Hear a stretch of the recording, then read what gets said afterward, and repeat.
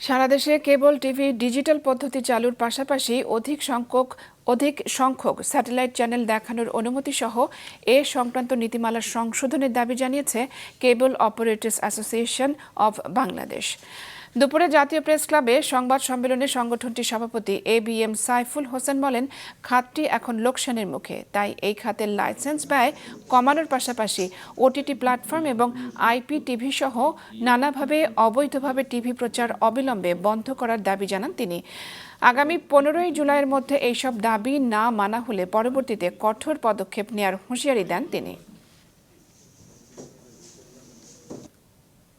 এই চ্যানেলগুলো বিভিন্ন OTT প্ল্যাটফর্মে চলছে, তারা এই চ্যানেলগুলোকে অবৈধভাবে পাইরেসি করে চালাচ্ছেন। টেলকো কোম্পানিগুলো এই আইনের ব্যত্যয় ঘটিয়ে নিজস্ব অনুষ্ঠান সম্প্রচারের মাধ্যমে তারা লাইভ কন্টেন্টগুলো টেলিভিশন থেকে নিয়ে সম্প্রচার করছে, যেটা তথ্য সম্প্রচার আইনের পরিপন্থী।